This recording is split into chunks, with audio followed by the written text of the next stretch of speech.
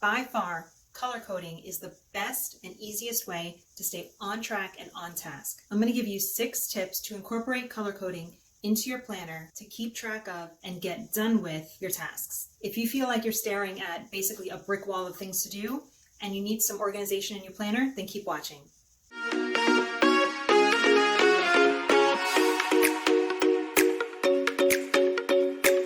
Color coding tip number 1, pick your colors. Just use whatever you have in the house. Highlighters, markers, colored pencils, washi tape, colored Post-its, crayons. My then 8-year-old daughter saw these Inkjoy gel pens in a commercial on TV and I grabbed them, and I have to say I'm absolutely in love with them. They are bright, they are very smooth, and they don't bleed through your planner. They don't bleed through any pages, journal pages, regular notebook pages. It's just like a pen, except gorgeous, absolutely gorgeous colors. Another great choice if you want lots of different color choices are these fine tip markers from Erin Condren. I got the brights, but they also come in pastels and neutrals, and these guys definitely passed my color bleed test. They did not bleed through my notebook, which I'm super happy about, but they write like markers. Now, a big no-no when choosing your colors is using yellow as an everyday color. Don't use yellow as one of your colors, and here's why.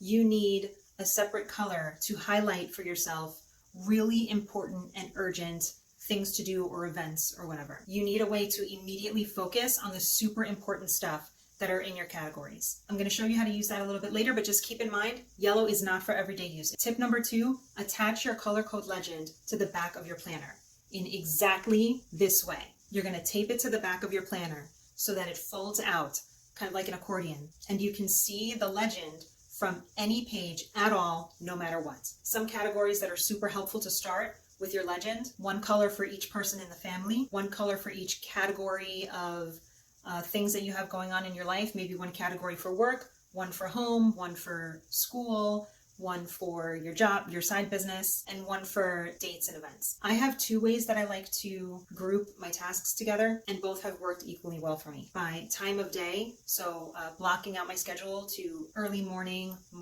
daytime, afternoon, dinner time, bedtime, late night. Each of those sections has a separate color. And then the second way is by type of task. So like by category, so work, home, outside errands, kids stuff, all each have their own color. Number 3, you're gonna mark the super important dates and tasks with yellow. This is my favorite part. Out of all the stuff, the little busy things that we have to do each day, there are always those 1 or 2 things that are top priority. And they're also the things that are most likely gonna get pushed to the side. Maybe you don't wanna do them to get all the little stuff done first, right? Big priorities are things that we want to put off sometimes, or we don't always want to do them because they're hard. So tricking your mind into seeing them first with a yellow highlight will help jumpstart that act of actually doing it and getting it over with. Tip number 4, I lost count.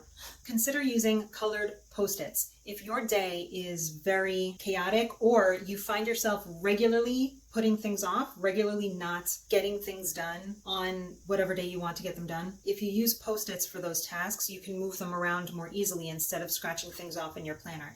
Planners can get very messy just in general by having lists of things to do, and then having like crossouts and stuff. It just gets it gets chaotic and it gets busy, and your mind doesn't like that. Your mind wants you to be comfortable and happy and not flustered. So Post-its are a great way to combat that. Tip number 5, know your priorities. If you're finding yourself doing a lot of work or tasks that are not exactly helpful to you or your family or your business or your job, first of all, check out my post on how to plan your week to be productive. It's in the description below. Go to that blog post, print out the matrix that's in that post, and get your priorities in order. There's a whole step-by-step instruction on how to do it. It's going to walk you through it. Do that first and get yourself together. If you keep filling your planner with a bunch of stuff that doesn't matter, it really doesn't matter at all if you're color coding or if you're time blocking or if you're hourly blocking or whatever, you're still not getting the right stuff done. Tip number 6, always test your colors beforehand. Test in a small area, the front or back of your planner, on a page that you're not ever going to see again, to make sure that whatever colors you're using aren't going to bleed. This is especially important for if you grab a couple of colored permanent markers. I used a yellow permanent marker on my calendar once, and it bled right through the 80 weight planner page. Awful. Other than that, just have fun with it. There are plenty of ways to use color coding in your planner that aren't total overkill, that aren't, a ton of colors everywhere trying to grab your attention. You can use parentheses or brackets to just mark off the task to remind yourself that it's in a certain category. You can use a colored highlighter instead of straight up markers. They're a lot less pigmented and they're not going to be so bold if you're someone who doesn't particularly love all the colors of the rainbow on your planner. You can highlight or color just the checkbox just to give yourself a visual reminder of what category that task is in, but still have some uniformity in your planner. And if you're someone who uses time blocking, you can just make a box around that chunk of time. Maybe that's chunk of time is work time, and you have a time blocked off for, getting the kids ready for school. That's my morning time. You have a time maybe blocked off for phone calls or something like that. And you can use the different colors in that way instead of writing each task out in a different color. And I mean, there's pens, there's stickers, there's washi tape, there's, like I said, highlighters, Post-its, colored pencils, crayons.